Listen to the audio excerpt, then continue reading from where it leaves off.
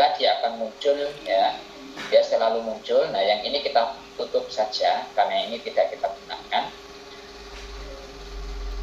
Langsung aja di close yang kotak kecil depan. Nah sekarang kita hanya menampilkan layar tabel. Nah di sini layar tabel yang ini adalah SPSS data editor pada sheet variable view.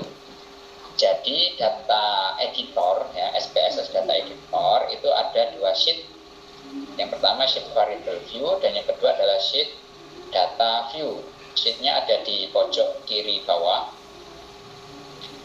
Pojok kiri bawah, di sana ada data view dan variable view, dan yang tampil sekarang adalah yang variable view-nya.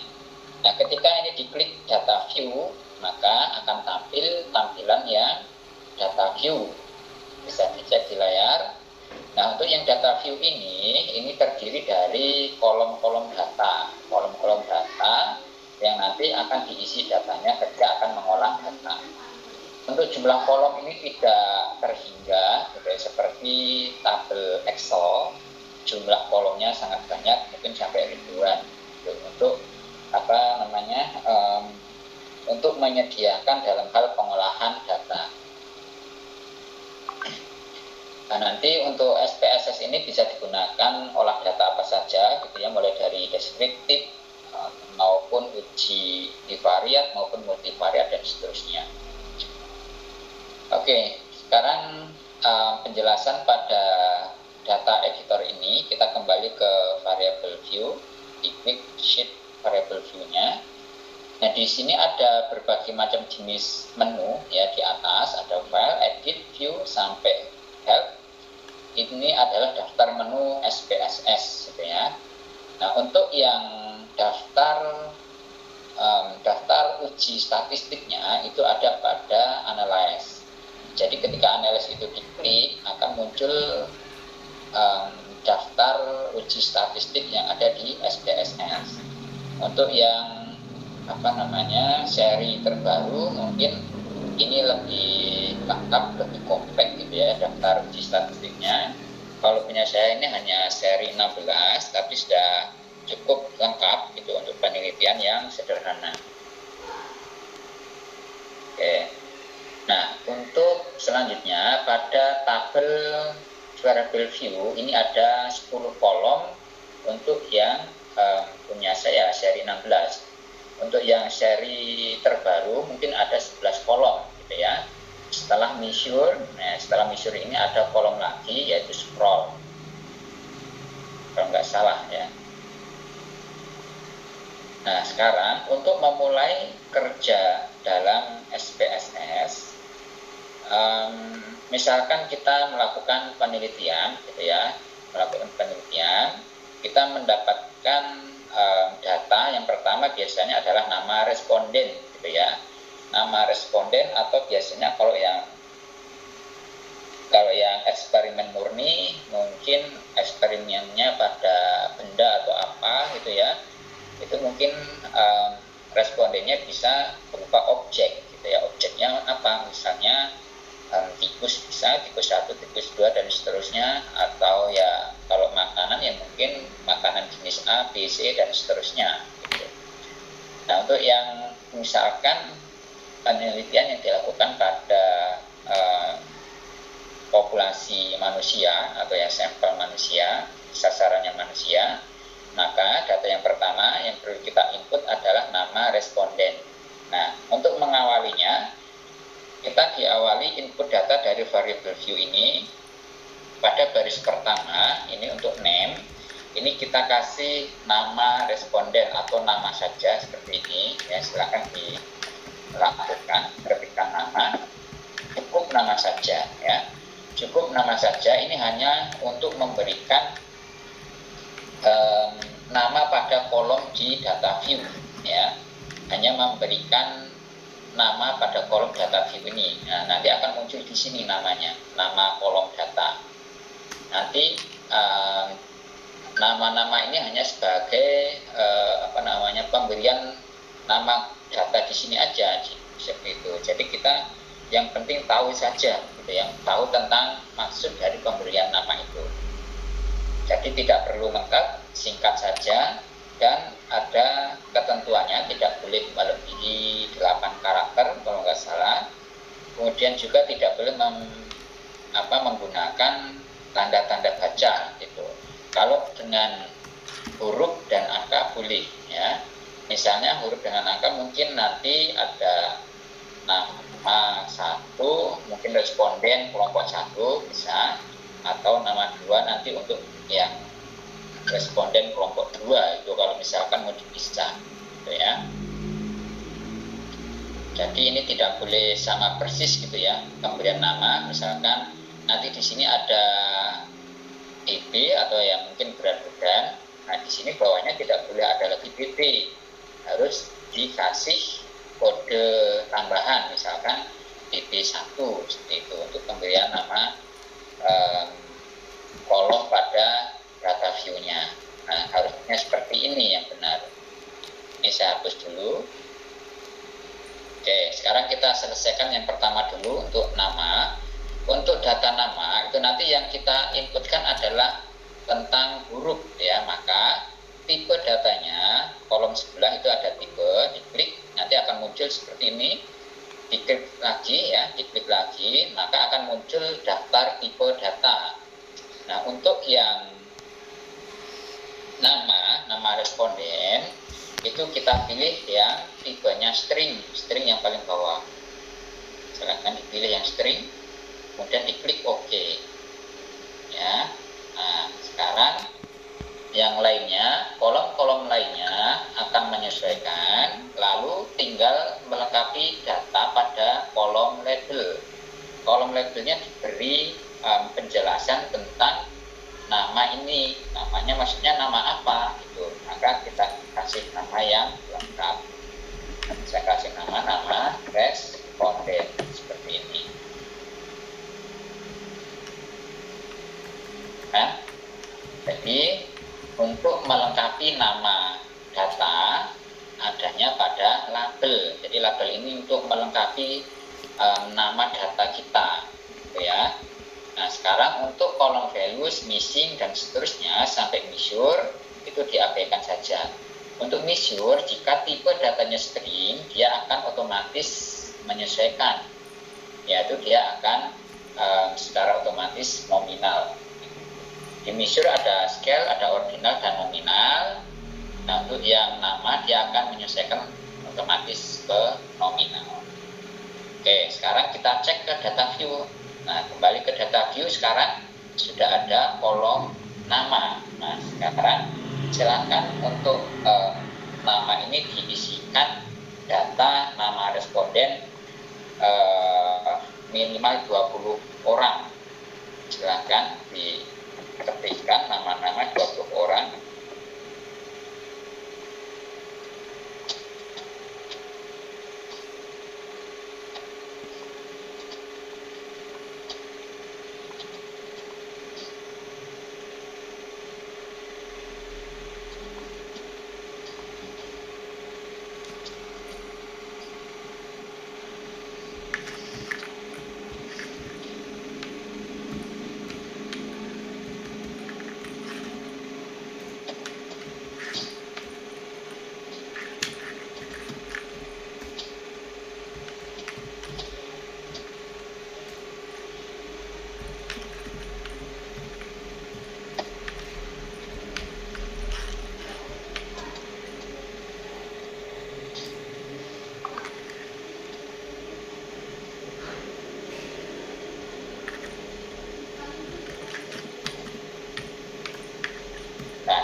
Sudah ada 20 nama sudah ya.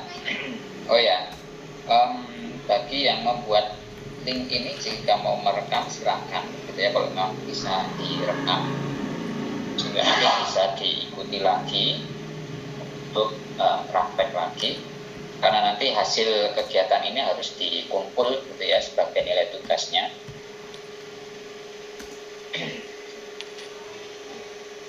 Oke, sekarang sudah 20 data responden, ada nama. Sekarang kita kembali lagi ke variable view, klik variable view-nya, kembali lagi ke sini. Nah, sekarang data yang kedua, biasanya apa? Misalnya satu responden itu kan biasanya memiliki alamat gitu ya. Kira-kira apa misalnya? Kita asumsikan dari asal RT itu aja nih.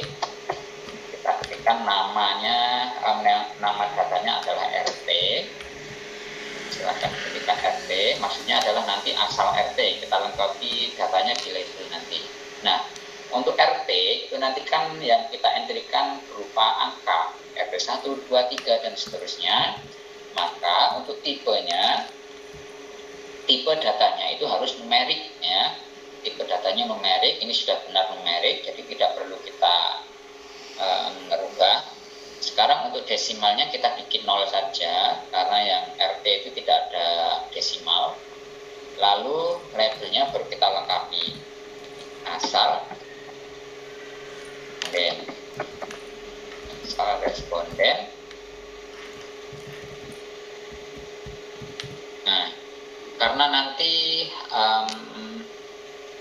RT itu kan harus ada keterangannya gitu ya, harus ada keterangannya. Nanti di values-nya ini kita kasih keterangan, kasih label gitu ya. Si A dari RT 1, si B dari RT 2 dan seterusnya. Nah, memberikan keterangan RT itu ada pada values ini. Values diklik, ini ada kotak kecil, diklik, maka akan muncul tampilan jendela seperti ini, kotak kecil. Nah, untuk values ya, values ini memberikan kodenya. Kodenya harus angka gitu ya, harus angka 1, 2, 3 dan seterusnya. Angkanya bebas silahkan gitu. Nah, karena ini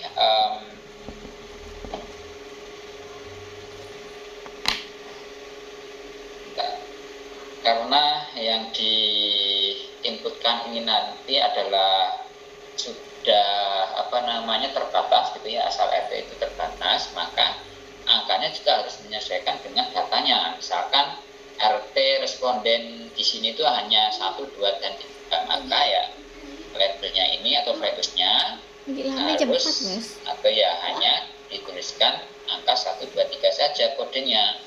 Misalkan 1, ini RT 1 ya. Ini misalkan valuesnya 1, labelnya RT 01, diklik F seperti ini. Lalu 2, dia dari RT 02 misalkan, klik F. Lalu 3, RT 03 F gitu ya. Klik OK kalau sudah. Nah, nanti ketika kita cari datanya ya, kita olah, nanti akan diketahui dari RT 1 itu nanti berapa orang gitu. Dari RT 2 ada berapa orang dan seterusnya. Ini untuk RT cukup 1 sampai 3 saja ya, nggak usah banyak-banyak.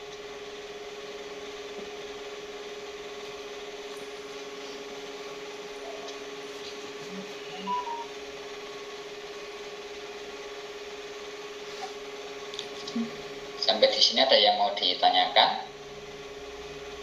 Masih bisa lanjut ya. Oke, sekarang kita kembali ke data view. Silahkan diklik data view-nya. Nah, sekarang terserah mau diisi responden ini dari RT mana saja terserah. Yang penting dia harus sesuai pada data tadi yang diinputkan, yaitu 1 sampai 3 saja. Misalkan Dewi dari RT 2, ini RT 1 dan seterusnya ini. Silahkan dikreasikan sendiri. Yang penting angka yang diinputkan adalah hanya angka 1 sampai 3 saja, seperti ini ya. Tidak harus sama dengan punya saya. Silahkan berkreasi sendiri. Oke, sekarang ini sudah. Sekarang kita masuk ke variable view. Variable view yang kata ketiga. Misalnya apa? Penelitian mungkin setelah asal bisa tinggi badan gitu ya. Tinggi badan kita singkat TB saja untuk nama kolomnya. Tinggi badan tentunya tipenya numerik, lalu desimalnya ada, kita batasi 2 desimal saja, lalu labelnya kita lengkapi. Nama datanya kita lengkapi jadi tinggi badan ya dalam senti. Untuk selanjutnya kolom values, missing dan seterusnya tidak perlu diatur, hanya pastikan saja di kolom measure ya, measure ini dia harus scale ya, harus scale, tidak boleh yang lain. Nah, sekarang kembali ke data view. Nah, pada kolom TB, tinggi badan ini tadi, baru kita lengkapi tinggi badan si responden itu berapa. Silakan berkreasi sendiri juga, tidak perlu mengikuti saya. Yang penting datanya diisi.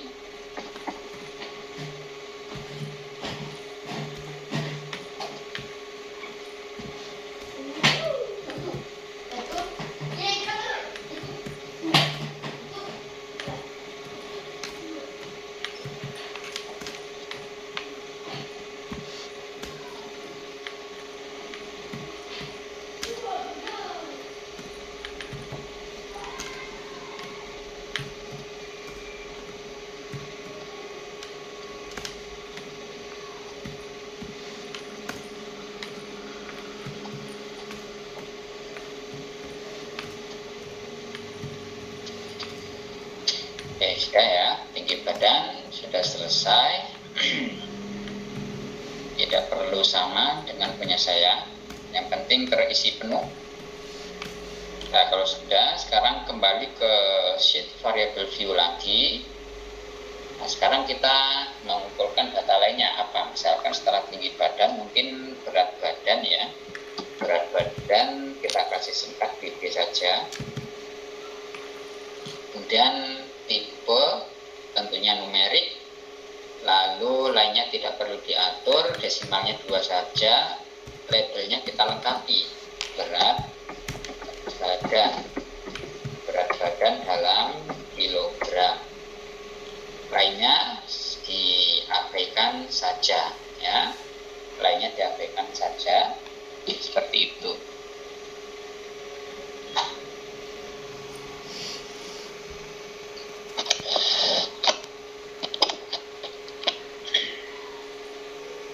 Sekarang kembali ke data view. Ke data view kolom BB kita isikan berat badannya, silakan dikreasikan juga sendiri, tidak perlu sama dengan yang saya entrykan.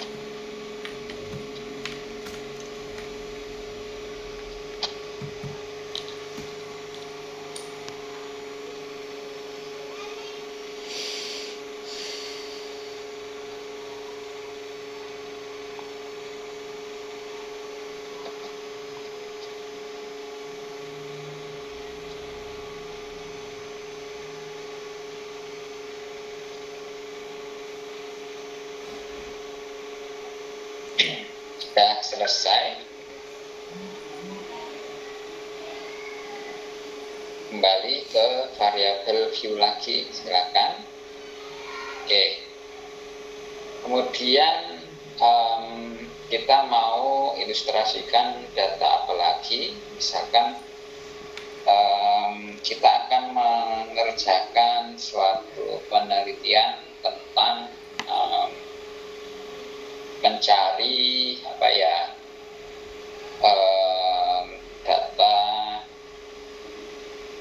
data cross tab gitu ya, tabel silang. Nanti ujinya menggunakan G-square, itu juga biasanya sering digunakan. Cara entry untuk yang G-square, silakan diperhatikan di sini ya. Misalkan ada suatu penelitian tentang populasi yang sudah vaksin dan belum vaksin, lalu nanti kita cari apakah yang vaksin ini mengalami sakit atau tidak. Seperti itu. Nah, nanti kita cari datanya seperti apa. Pertama yang perlu kita isikan adalah kita kasih nama dulu untuk tabel yang pertama, nama kolomnya maksudnya, nama kolom vaksin saja. Ini nanti kita isinya adalah status vaksin. Untuk tipenya tetap karena angka yang akan kita inputkan, lalu desimalnya kita buang saja, kita kasih 0. Lalu untuk label kita lengkapi status vaksin. Nah, labelnya status vaksin. Kemudian di values-nya, baru di sini kita lengkapi lagi datanya, values-nya. Ya, kita akan membuat data ini sudah vaksin atau belum vaksin.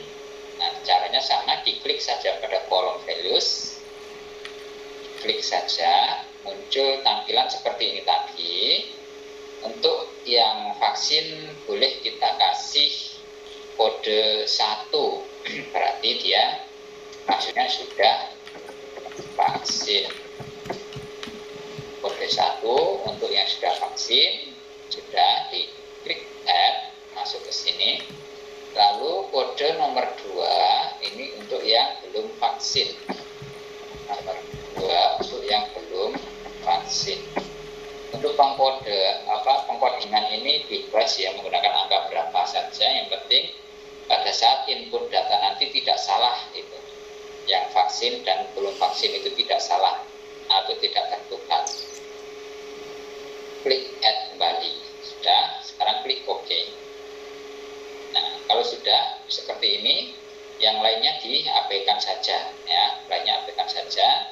Lalu kita kembali ke data view lagi. Data view kita isikan di sini. Tadi vaksin sudah vaksin 1, belum vaksin 2. Silakan dikreasikan saja. Siapa yang sudah vaksin dan belum vaksin, silakan dikreasikan saja.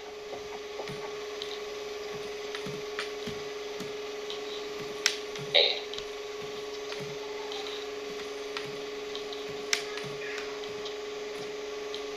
Nah, bebas ya, yang penting datanya penuh, terisi semua, sudah vaksin dan belum vaksin.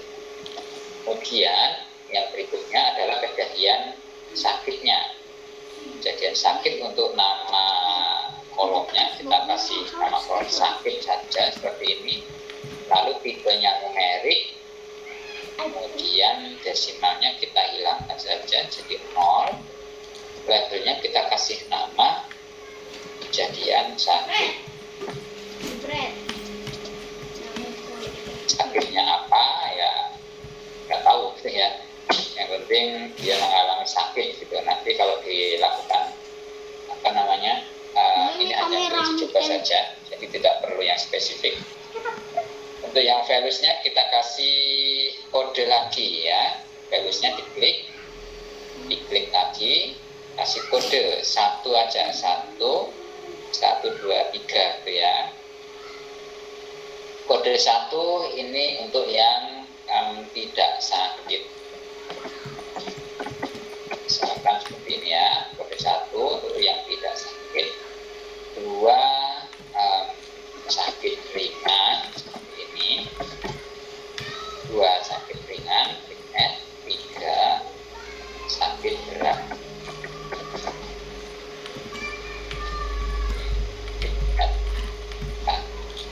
Sudah lengkap semua, klik OK.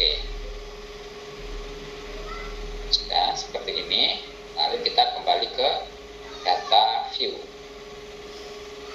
Nah, sekarang silakan diisikan tadi jangan lupa kode tidak sakit itu 1, sakit ringan 2, 3 itu sakit berat. Akan diisikan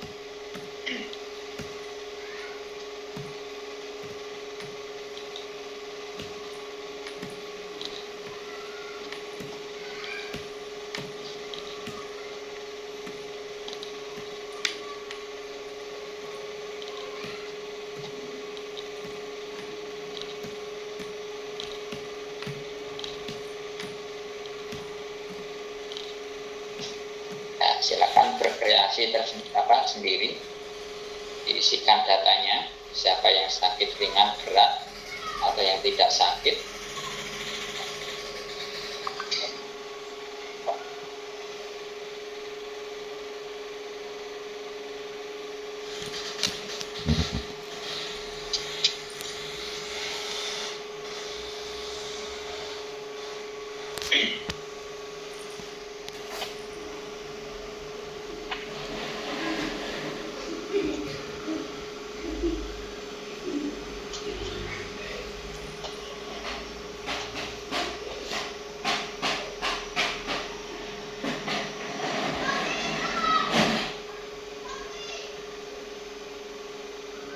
Sekarang kita cukupkan sampai di sini dulu ya. Kita cukupkan sampai di sini dulu. Kita coba untuk melakukan olah data terlebih dahulu. Nanti kita tambah lagi olah data lainnya, gitu ya. Kita tambah data-data lainnya. Sekarang biasanya, gitu ya, biasanya orang olah data itu ketika akan menguji uji parametrik, dia mengharuskan untuk diuji terlebih dahulu dengan uji normalitas data, karena syarat untuk uji parametrik itu datanya harus terdistribusi normal. Nah, untuk mengetahui apakah data yang akan itu normal atau tidak, maka kita harus melakukan uji terlebih dahulu. Untuk yang parametrik tentunya datanya harus berskala rasio, ya, dan minimalnya adalah interval. Nah, untuk yang data yang sudah kita inputkan di sini, data rasio yang mana? Yang berskala rasio. Yang berskala rasio tentunya yang PG dan DB, ya. Mari kita lakukan uji, ya, mengetahui uji ini apakah dia normal atau tidak. Untuk normalitas, ya, uji normalitas ada 2 cara. Bisa menggunakan Shapiro, ya, bisa menggunakan uji Shapiro atau bisa menggunakan uji Kolmogorov-Smirnov, gitu. Nah, yang pertama, untuk Kolmogorov-Smirnov itu ada di non parametrik, kemudian yang pilih yang one sample KS ini, ya. Ini untuk menguji normalitas data dengan cara Kolmogorov-Smirnov. Lalu untuk yang Shapiro, untuk yang uji Shapiro itu bisa menggunakan cara ini, ya, dari deskriptif lalu yang explore di sini, ya, adanya di sini. Ini bisa kita coba, kita klik saja yang explore ini, ya. Nah, akan muncul seperti ini, ya.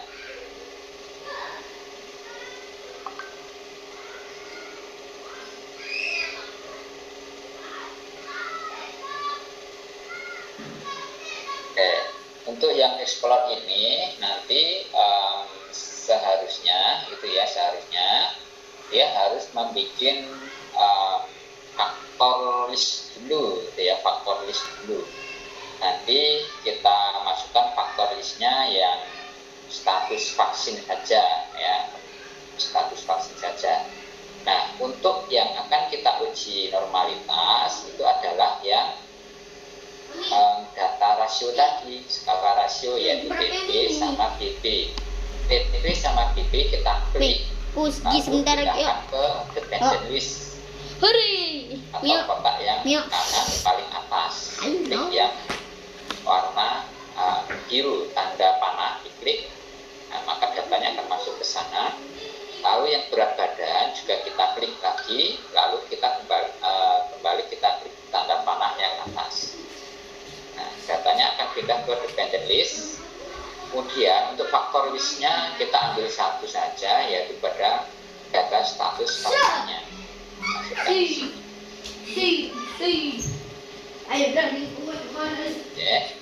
Jika data yang tidak ada faktor listnya ini tidak diisi, tidak apa-apa ya. Nah, ini dikosongkan sebelum, tidak masalah, langsung dilanjutkan. Tapi karena ini ada ya, ada yang bisa kita pakai untuk faktor listnya, maka ini kita bisa ambil yang status vaksinnya, kita masukkan pada faktor listnya di sini. Kemudian kita cek di kotak kecil sebelah kanan, ini ada yang paling atas statistik, dibuka. Nah, untuk statistik kita aktifkan saja yang deskriptif, lalu untuk tingkat kepercayaannya 95%, itu sudah otomatis ya. Klik continue saja, yang lain diabaikan. Klik continue. Lalu yang kedua, kotak kecil kedua di bawahnya diklik.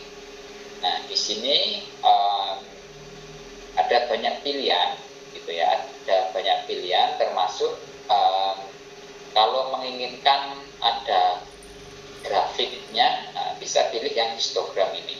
Nanti akan muncul grafik. Tapi kalau tidak menginginkan grafik, ini bisa di nonaktifkan, gitu ya. Nah, sekarang selanjutnya adalah mengaktifkan kotak kecil pada normality plots with test.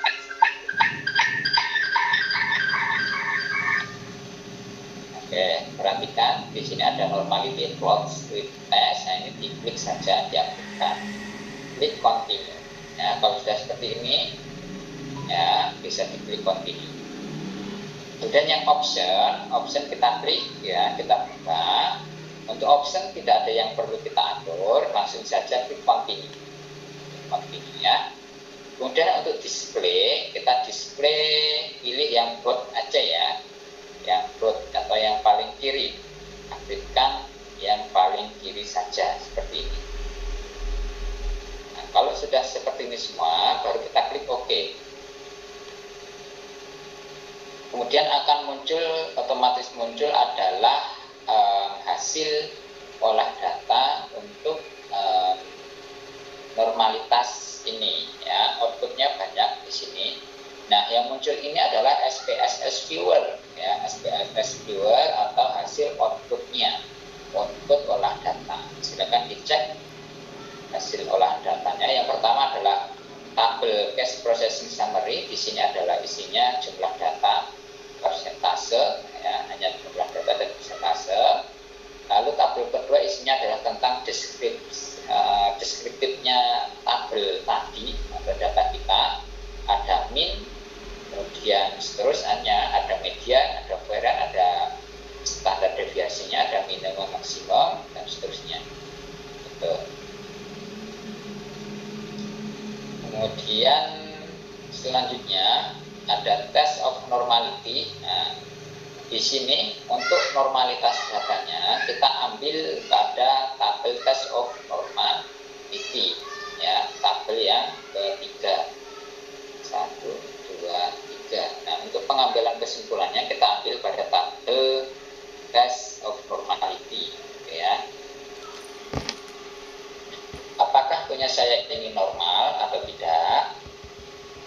Kita cek datanya ya, kita cek datanya pada untuk yang Shapiro ya, untuk yang uji Shapiro datanya pada tabel kolom Shapiro ini yang sebelah kanan.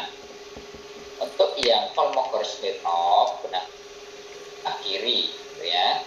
Nah, ada sumber yang mengatakan bahwa untuk yang Shapiro ini untuk jumlah sampel di bawah 30 gitu ya, biasanya seperti itu. Kemudian untuk yang jumlah data di atas 30 bisa menggunakan Kolmogorov-Smirnov ya. Tapi jika mau menggunakan Kolmogorov-Smirnov semua, kalau untuk saya sih nggak masalah ya, karena selisihnya juga hanya sedikit gitu, selisih perhitungannya.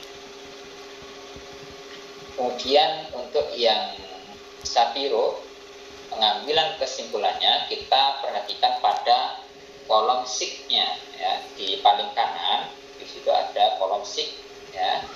Ini artinya ada titik, yang pertama adalah titik 540 punya saya. Itu artinya 0,540. Kemudian yang kedua 0,393, kemudian 0,978 dan 0,496. Ini untuk interpretasinya dibandingkan dengan alfa. Tadi kan tingkat kepercayaan 95%, maka alfanya adalah 0,05. Oke, jangan lupa itu alfanya. Kalau tingkat kepercayaannya 95%, maka alfanya adalah 0,05. Nah, untuk SIG-nya ya, yang saya dapatkan di sini, SIG-nya adalah di atas 0,05 semua, maka interpretasinya adalah data saya ini terdistribusi normal ya, tinggi badan dan berat badan untuk responden yang sudah vaksin dan belum vaksin semuanya normal, semuanya terdistribusi normal. Oke, bisa dipahami sampai di sini. Ada yang mau ditanyakan, silakan. Pak, izin bertanya. Ya, silakan. Jika data yang dimunculkan bisiknya itu 0,01 atau di bawah 0,05 itu kesimpulannya apa ya, Pak? Kesimpulannya data tidak terdistribusi normal. Data tidak terdistribusi normal sehingga data tersebut tidak layak untuk diuji secara parametrik. Oke. Tidak layak untuk diuji secara parametrik. Lalu ujinya pakai apa? Ataukah datanya dibuang? Ya enggak, gitu ya. Tinggal diturunkan saja ujinya. Gitu. Misalnya kalau mau menguji tes terikat, gitu ya, turunkan saja. Nanti menggunakan uji beda yang non parametrik, gitu. Apakah mau pakai yang Mann-Whitney ataupun mau pakai yang Wilcoxon, seperti itu. Tinggal diturunkan saja gitu ya uji bedanya. Terima kasih, Pak. Ya. Sudah? Oke, kalau sudah kita kembali ke data tadi, SPSS data editornya yang tabel ini ya. Silahkan kembali ke tabel ini lagi semuanya. Tadi yang pembacaan output untuk distribusi normal dan tidak normal hanya tabel ini ya. Karena di sini banyak hasilnya, macam-macam hasil gitu. Nah, yang diambil hanya pada tabel ini saja. Tabel ketiga yaitu test of normality-nya. Pada kolom SIG-nya yang diambil. Nah, sekarang kita kembali lagi ke tabel ini. Nah, sekarang untuk misalkan mau menggunakan normalitas data yang Kolmogorov secara langsung, bisa dipraktekkan ya. Kita praktekkan saja, analyze, diklik analyze, lalu di submenu non parametric test, lalu pilih yang uji one sample KS ya. Di sini ada uji 1 strip sampel KS. Silakan diklik. Lalu yang masuk ke kanan adalah tinggi badan, diklik pindah kanan, dan berat badan, diklik pindah kanan. Seperti ini. Lalu untuk eksaknya kita cek di sini tidak ada yang perlu kita atur, gitu ya, continue saja. Kemudian untuk optionnya kita buka. Nah, untuk option kita bisa mengaktifkan deskriptif ya, supaya nanti muncul min dan standar deviasinya. Kalau itu kita butuhkan, gitu ya. Klik continue sekarang. Kemudian untuk yang test distribution-nya kita pilih yang normal, kita aktifkan yang normal saja.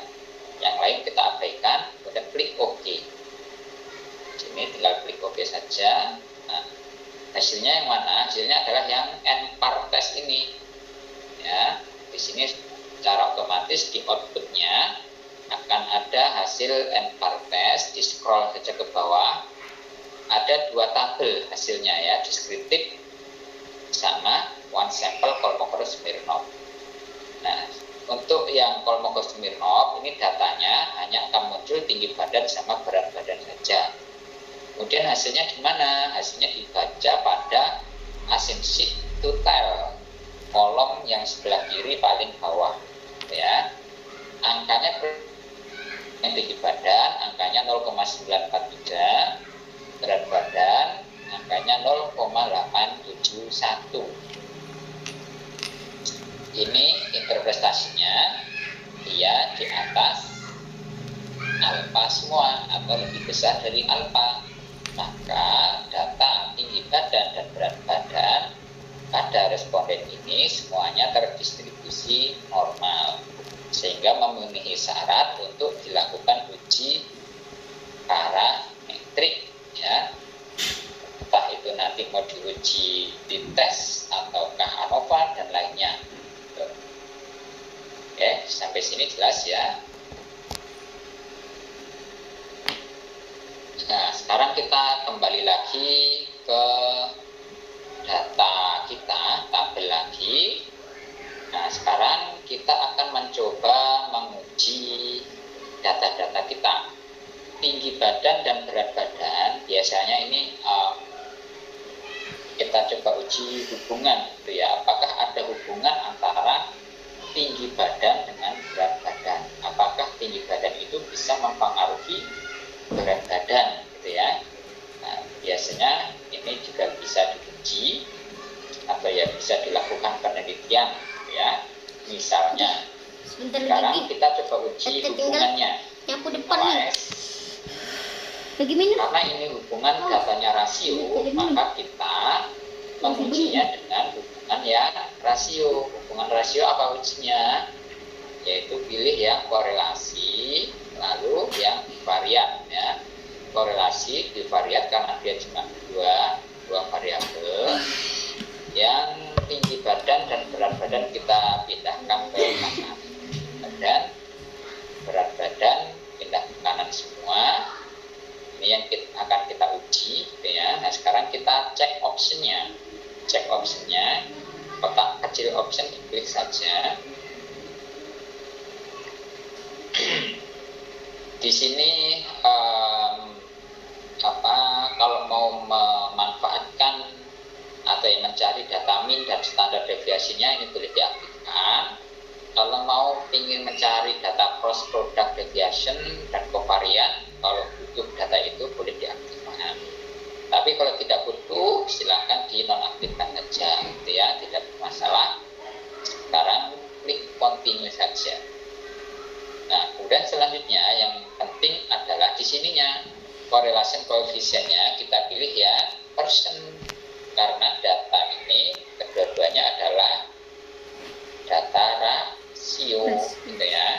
Data rasio kita pilih hubungan yang persen. Kemudian test of signifikansinya kita pilih yang two-tail, ya, pilih yang two-tail. Ini. Kemudian yang lainnya kita abaikan, lalu klik OK. Klik OK, kita lihat hasilnya. Hasilnya pada correlation. Di bawahnya correlation, silakan scroll ke bawah. Akan muncul tabel 1 korelasi di sini. Korelasi antara tinggi badan dan berat badan. Yang ini ada 2, ini ya, ada 2 baris dan 2 kolom. Ini silakan gunakan 1 saja hasil, karena sama saja, gitu ya, sama saja.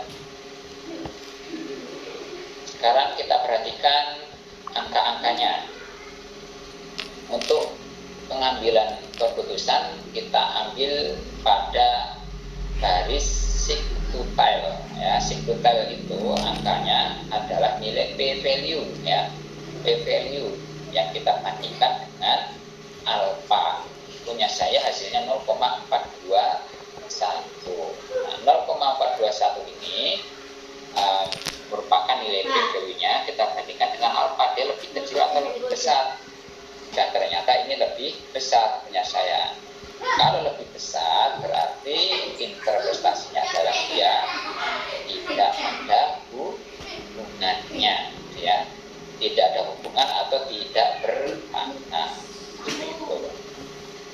Kemudian pada angka yang di atasnya itu ada percent correlation. Itu artinya apa? Percent correlation ini artinya adalah itu nilai hubungannya erat apa sih hubungannya gitu. Untuk percent correlation ini kalau nilainya positif berarti hubungannya positif gitu ya. Dan semakin dia mendekati 1 maka hubungannya akan semakin erat. Nah, ini angka yang didapat di sini hubungannya segini gitu ya, dia positif. Ya, tentunya ada variabel 1 terhadap variabel 2-nya itu ketika variabel 1-nya akan meningkat, maka dapat mempengaruhi peningkatan variabel yang keduanya. Itu maksudnya untuk yang nilai positif itu. Gitu ya. Kemudian semakin erat ketika persen korelasinya itu semakin mendekati.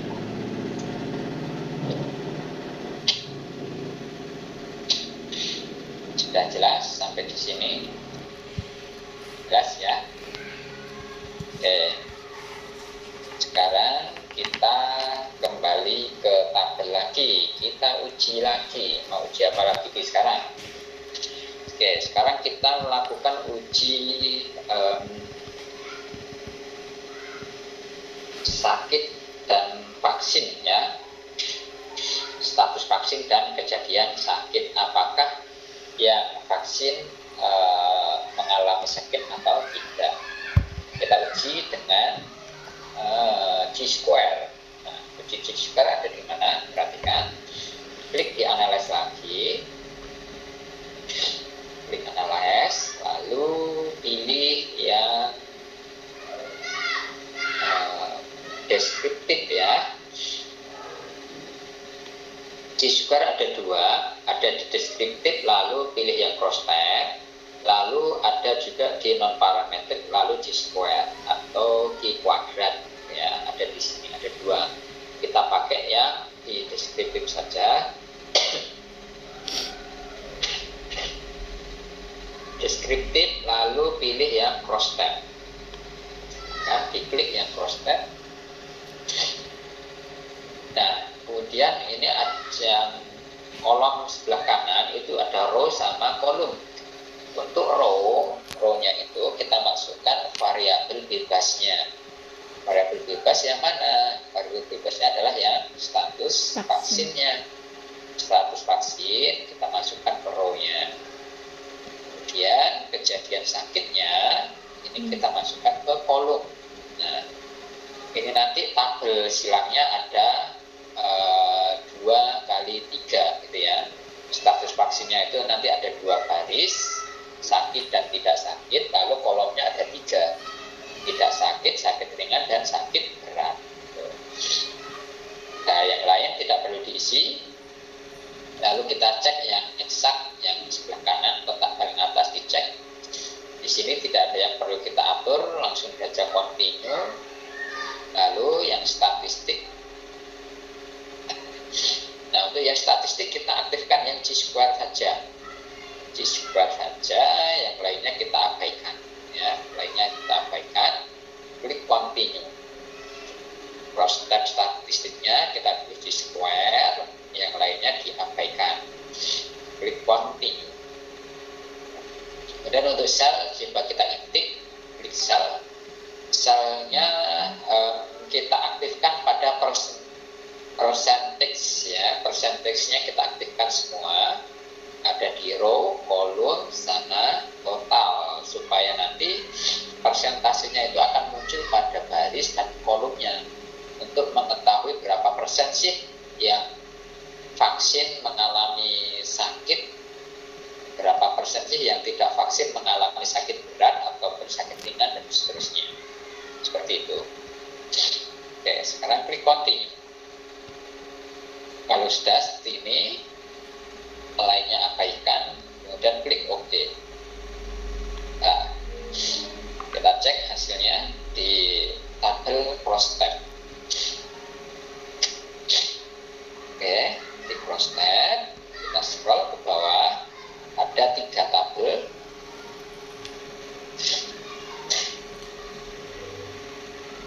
Untuk tabel pertama hanya jumlah data, persentase jumlah data. Kemudian yang tabel kedua ini tabel silangnya, ya, tabel silangnya 2x3, sudah vaksin dan belum vaksin barisnya, lalu kolomnya tidak sakit, sakit ringan dan sakit berat, dan ada total datanya serta persentasenya, ya. Kalau yang punya saya yang sudah vaksin, tidak sakit 7, sakit ringannya 3, sakit beratnya 0 atau tidak ada. Total datanya 10. Kemudian yang belum vaksin, di sini tidak sakitnya 2, sakit ringan 3, sakit beratnya ada 5, totalnya sama 10, ya. Nah, untuk hubungannya, apakah yang tidak vaksin itu berpengaruh dengan kejadian sakitnya?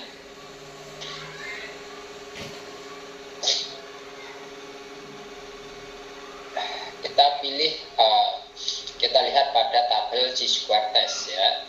Pada tabel Chi-square test untuk pengambilan kesimpulan ada pada kolom async to tail atau yang paling kanan, ya, async to side kalau punya saya, ya.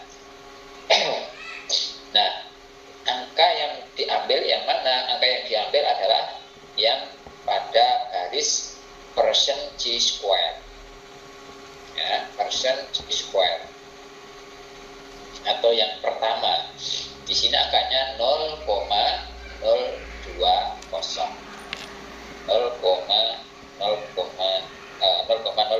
ini punya saya, ya.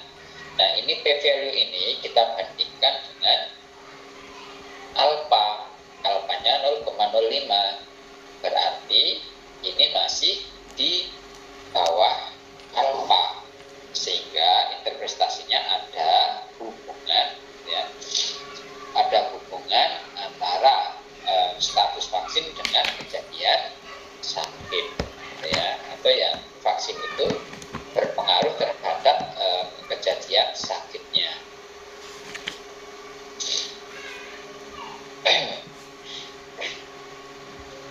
Kemudian di sebelah kiri itu ada value persen Chi-square, itu nilainya punya saya 7,778.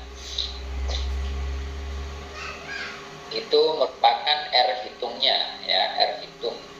Itu nanti yang dibandingkan dengan R tabel, ya, kalau menggunakan hitungan manual, ya.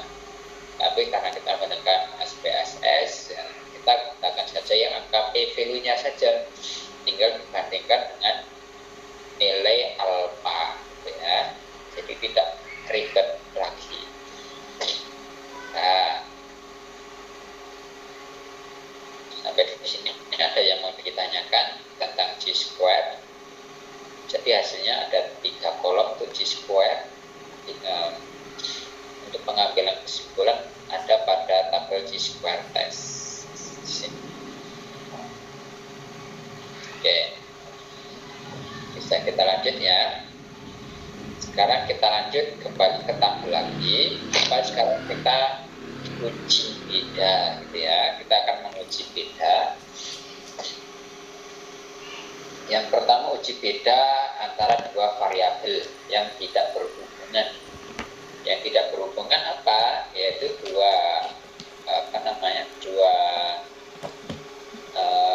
sampel yang tidak saling berhubungan. Misalnya di sini kita bisa ambil status vaksin, gitu, ya. Apakah ada beda? Mungkin pertanyaannya, apakah ada beda berat badan antara orang yang sudah vaksin dan belum vaksin? Misalnya suhunya seperti itu, ya. Atau pertanyaan penyelidikannya seperti itu. Dan itu bisa kita uji. Caranya menggunakan uji di tes atau independent sample. Caranya dari analyze dari analyze, lalu ke compare mean, lalu pilih yang independent sample t-test. Pilih yang independent sample t-test. Klik. Kita masukkan yang berat badan karena kita ingin mencari apakah ada beda berat badan orang yang sudah vaksin dan belum vaksin, gitu ya. Klik ya, yang berat badan kita masukkan ke atas, ke kolom yang atas, tes variabel berat badannya masukkan ketik. Nah, kemudian yang status vaksin kita masukkan pada grouping variabel atau kolom di bawahnya. Nah, kemudian untuk yang define group, ya ini ada tulisan define group, diklik saja.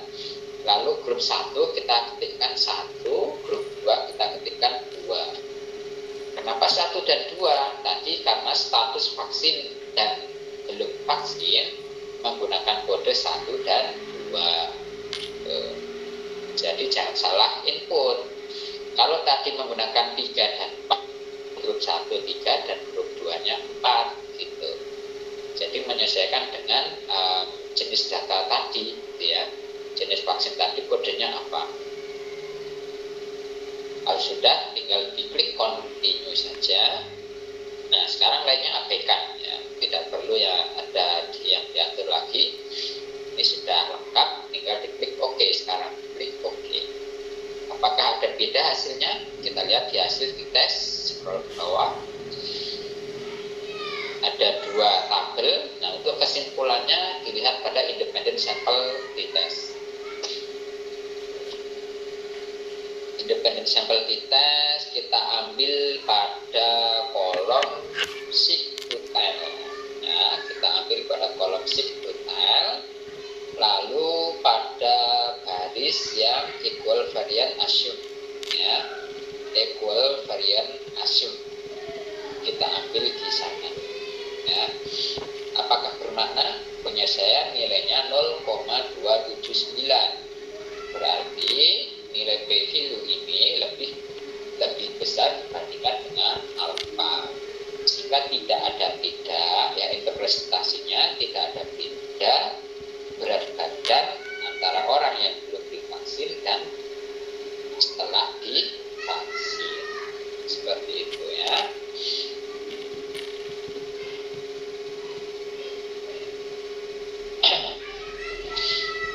Oke, sekarang kembali ke tabel lagi. Kita praktekkan lagi, uji apa lagi?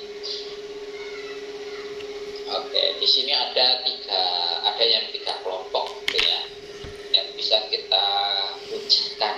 Apa? Misalnya ini RT ya, RT itu ada 3 RT. Berarti ini bisa kita ujikan. Misalkan gini, apakah ada beda berat badan warga RT gitu ya, antar warga RT 1, 2, 3, apakah ada bedanya gitu. Nah, itu bisa kita bedakan menggunakan uji one way ANOVA ya, one way ANOVA. Caranya analyze ya, analyze, lalu masuk ke compare mean. Pilih yang one way ANOVA. Ini yang paling bawah, klik saja. Kita masukkan yang berat badan di kolom atas. Berat badan sudah masuk, lalu RT-nya ya, asal RT-nya kita masukkan ke faktor, ke kolom yang bawah. Untuk ANOVA ini adalah untuk uji untuk uji sampel 2 variabel atau lebih gitu ya, yang tidak saling berhubungan sampelnya. Untuk yang tadi yang t-test bebas itu untuk uji beda 2 variabel yang tidak saling berhubungan. Sampel yang saling berhubungan itu adalah ketika sampel itu dilakukan suatu perlakuan. Misalnya satu kelas dilakukan penyuluhan gitu ya. Nah, di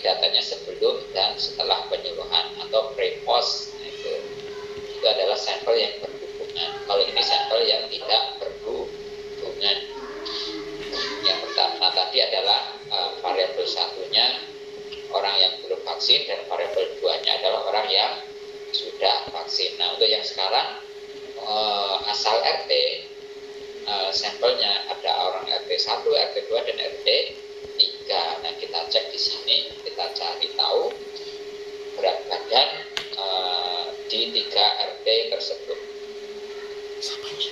Oke, kolom-kolom sebelah kanan kita cek. Pertama yang kontras, di sini tidak ada yang perlu kita atur untuk yang kontras. Untuk yang post hoc, nah untuk yang post hoc ini bisa kita aktifkan satu. Fungsinya post hoc adalah untuk mencari mana sih data yang paling tinggi, ya. Kalau misalnya kita mau mencari sesuatu yang paling dominan atau ya paling berpengaruh atau paling efektif, ya, perlakuan yang paling efektif atau yang obat yang paling efektif yang mana, maka menggunakan uji ini one way ANOVA, lalu dilanjutkan pada uji post hoc, ya. Uji post hoc-nya banyak, ada LSD, Conferoni, dan lain-lain, gitu ya. Biasanya kalau saya menggunakan LSD dan TUTI, biasanya, tapi cukup diaktifkan satu saja. Misalkan saya pilih yang LSD sekarang, klik LSD, lainnya diabaikan, lalu diklik continue. Nah, kalau sudah, sekarang cek optionnya. Nah, untuk option kita pilih yang deskriptif, ya, untuk mengetahui deskriptifnya data tadi, dan juga pada homogeneity ovarian test. Kita perlu mengetahui apakah data ini homogen atau tidak. Homogen atau tidak itu sebagai syarat untuk melakukan uji ANOVA, ya, termasuk salah satu syaratnya. Selain datanya harus normal tadi. Nah, kalau sekarang kita klik continue. Ini yang kita lakukan, ini uji parametrik, ya. Kita melakukan uji parametrik, salah satu jenis uji parametrik. Tes terikat, tes bebas, suatu yang apa, gitu. Klik continue sekarang. Nah, sekarang klik OK, tinggal klik OK saja. Klik OK. Nah, sekarang kita lihat hasilnya di one way ANOVA. Scroll ke bawah. Yang pertama adalah tabel deskriptif. Di situ ada jumlah data, ada min, dan seterusnya. Jumlah data RT 1 ada 7 orang, RT 2 ada 8, RT 3 ada 5 orang. Totalnya 20. Minnya sekian, standar deviasi sekian, dan seterusnya sampai minimum dan maksimum. Nah, sekarang test of homogeneity-nya kita cek di sini. Untuk mengetahui apakah ini homogen atau tidak, dilihat pada kolom SIG. Hasilnya 0,673 punya saya, ya. Punya saya 0,673. Nah, nilai ini kita bandingkan dengan nilai alfa. Data homogen syaratnya adalah jika nilai p-value-nya ini lebih dari alfa. Jadi ini datanya adalah homogen punya saya, ya. Punya saya homogen karena lebih dari alfa. Jadi syarat untuk diuji ANOVA itu sudah terpenuhi. Kemudian kita lihat hasil uji ANOVA-nya seperti apa. Ternyata kita lihat hasilnya di kolom SIG, ya, di kolom SIG atau yang paling kanan, nilainya 0,439. 0,439. Ini artinya apa? Artinya adalah bahwa tidak ada beda yang bermakna, ya. Tidak ada beda yang bermakna berat badan di LP tersebut, ya. Jadi LP 1, 2, 3 itu berat badan warganya tidak berbeda. Tuh, prestasinya. Kemudian kita cek di post hoc testnya. Untuk post hoc test ini untuk mengetahui kelompok mana sih yang paling tinggi, gitu. Di RT mana sih berat badan warganya yang paling tinggi, kita cek di sini. Kita melihatnya pada kolom min different, ya, kolom min different dalam kurung i min j. Ini kita lihat adalah di kolom sebelah kiri itu kan ada i dan j, itu asal respondennya itu i min j, berarti membandingkan antara yang kiri dan yang kanan. Nah, dilihat dari perbedaan ini, nilai yang semuanya positif gitu ya, nilai yang semuanya positif itu terdapat pada baris kedua, yaitu pada RT2 ya, terdapat pada RT2. Jadi RT2 jika dibandingkan dengan RT1 itu selisihnya 2,83 positif ya, berarti RT2 nya lebih besar. Dan RT2 jika dibandingkan dengan RT3 itu hasilnya positif 1,92, maksudnya ya RT2 lebih tinggi atau lebih besar dibandingkan dengan RT3. Tapi selisihnya itu tidak bermakna ya, tidak bermakna secara statistik gitu. Ada selisih tapi tidak bermakna. Nilainya berapa? 0,215 dan 0,439. Jadi untuk Poskop ini kesimpulannya berat badan warga RT2 itu paling tinggi dibandingkan dengan RT1 dan RT3. Tapi selisihnya tidak bermakna. Itu ya cara pengambilan kesimpulannya. Sudah jelas sampai di sini gitu.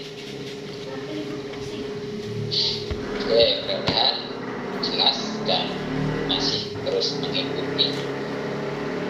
Oke, sekarang kita simpan data ini ya. Oke, prepostnya belum ya. Coba kita tambah satu lagi prepost ya, supaya lebih komplit. Kembali ke variable view. Variable view mungkin penelitiannya begini ya. Apakah ada beda berat badan sebelum dan setelah vaksin ya, atau ya berat badan setelah pemberian obat apa gitu ya. Maka untuk pemberian ke variable view dulu, untuk name datanya kita kasih nama pre-DB ya. Pre-DB ini disambung, tidak usah dipisah dengan spasi karena tidak boleh dengan spasi ya. Pre-DB ini, lalu isinya di sini cukup di labelnya saja kita kasih keterangan. Keterangannya berat badan sebelum ya, sebelum untuk bayi aja ya, sebelum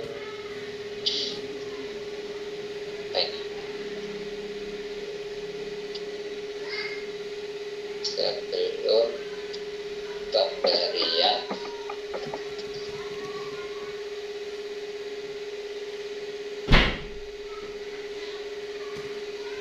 obat A itu aja ya.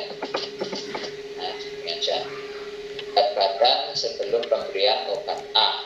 Nah, sekarang lainnya diabaikan, values sampai measure diabaikan. Yang jelas posisinya harus seperti ini ya, itu sudah benar semua. Lalu masuk ke langsung saja kita bikin ya postnya, post DB. Nah, post DB nama untuk kolomnya. Nah, untuk labelnya kita kasih keterangan berat badan setelah pemberian obat A. Nah, ya, ini beda dua kelompok yang berhubungan itu seperti ini, orangnya sama, akan tetapi dia hanya diberikan perlakuan saja, ya, diberikan perlakuan, lalu datanya diambil dari sebelum dan setelah perlakuan. Oke, sekarang kita masuk ke data view pre-BB. Nah, silakan dimasukkan berat badan sebelum pemberian obat gitu ya. Misalnya ini untuk anak-anak gitu ya, untuk balita, misalkan berat badannya bisa 12.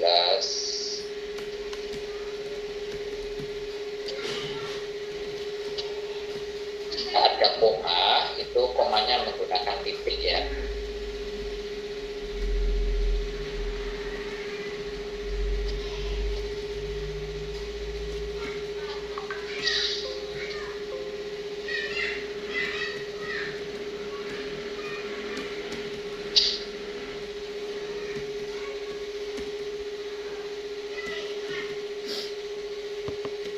Lalu isikan langsung saja pos BP-nya atau berat badan setelah pemberian obat. Mungkin ya ini setelah dilakukan pengamatan sekian bulan gitu ya, tidak langsung, tidak instan gitu. Mungkin dilakukan pengukuran setelah 1 bulan atau 2 bulan berikutnya, diamati apakah ada perkembangan atau tidak misalnya.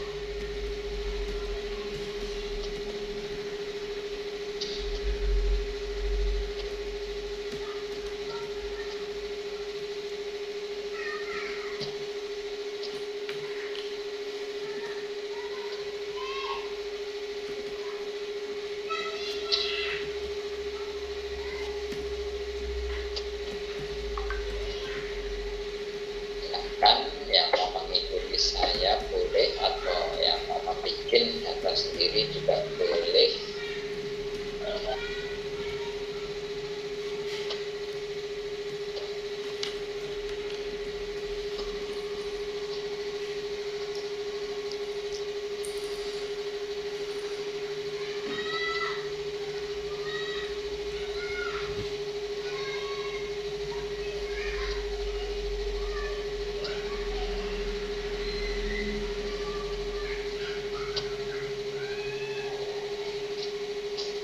Selesai. Selesai semuanya. Sudah ya. Kalau sudah seperti ini, lalu kita uji.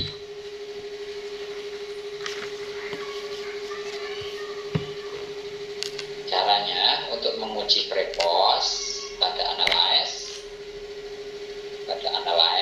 lalu pilih compare mean, ya, compare mean, lalu pilih yang pirate sample t-test. Pirate sample t-test nomor 2 dari bawah ya.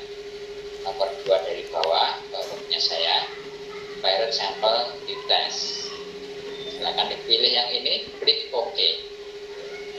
Ya, klik OK.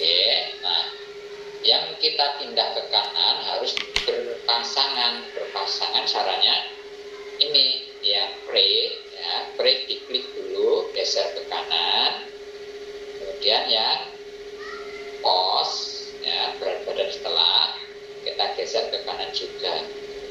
Variabel view, variabel yang satu itu adalah yang break, variabel 2-nya untuk yang pos ya. Kalau sudah seperti ini semuanya diabaikan, lalu tinggal klik OK saja. Klik OK, kita lihat hasilnya. Ada 3 tabel untuk hasil uji di test.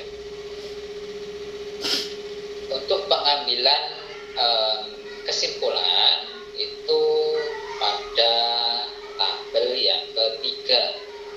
Pada tabel yang ketiga, yaitu pada file sample test di kolom yang paling kanan. Punya saya nilainya 0,000 sekian. Itu artinya dia di bawah alfa atau lebih kecil dibandingkan dengan alfa, sehingga interpretasinya ada pengaruh pemberian obat A terhadap peningkatan berat badan gitu, ya. Itu salah satu penyusunan kesimpulannya. Ini ada pengaruh ya, atau ada tidak, atau peningkatan berat badannya itu bermakna seperti itu. Silakan membahasakan interpretasinya sesuai dengan keinginannya masing-masing gitu ya, enaknya yang pakai bahasa yang mana gitu, ya. Silakan tinggal dibahasakan saja bagaimana sih membahasakan data ini itu bermakna gitu, atau ada beda yang signifikan seperti itu. Silakan. Oke, sudah. Saya rasa ini sudah agak komplit gitu ya. Selanjutnya nanti untuk uji-uji selanjutnya silahkan dipelajari sendiri, menyesuaikan dengan mungkin proposal dengan saat ini gitu ya. Sekarang proposal yang disusun apa, besok kira-kira ujinya apa, silahkan dilakukan uji coba. Sekarang sudah saya kasih cara-caranya, salah satunya ini. Kalau ada yang sama dengan ini ya mungkin enak gitu ya, tinggal mengulang saja seperti ini gitu ya. Ini hanya contoh kasus seperti ini, tapi nanti dikembangkan lagi kasus-kasus lainnya gitu, data apa yang mau diuji. Oke, sekarang kita simpan SPSS data editornya ini, kita simpan dulu ya supaya tidak hilang. Cara simpannya adalah pojok kanan, pojok kiri atas menu file, diklik menu file, lalu pilih yang save as ya, pilih yang save as ini, pilih save as, lalu cari dokumennya di mana, mau disimpan di dokumen mana ya. Silakan disimpan di dokumen masing-masing. Lalu file name ya, nama filenya jangan lupa, nama filenya adalah min ya, tuliskan min terlebih dahulu, tuliskan min terlebih dahulu, baru nama lengkap. Setelah nama lengkap baru nama kelas, AJB ya, AJB seperti ini, kelas AJB. Jadi NIM, nama lengkap AJB. Masukkan di folder penyimpanannya, monggo.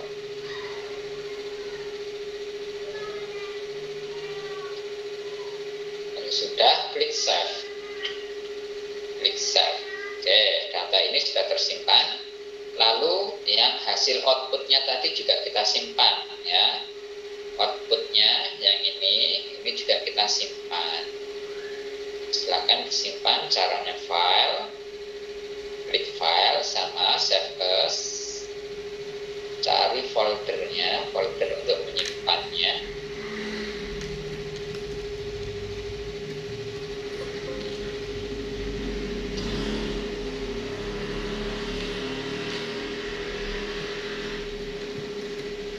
Untuk file name-nya sama ya, name, nama lengkap, kelas AJB. Nah, seperti ini, klik save.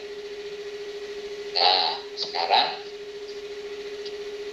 sudah tersave semua ya. Ini kita tutup. Ya, silakan ditutup aja. Diklik pojok kanan tanda centang ini, kita tutup.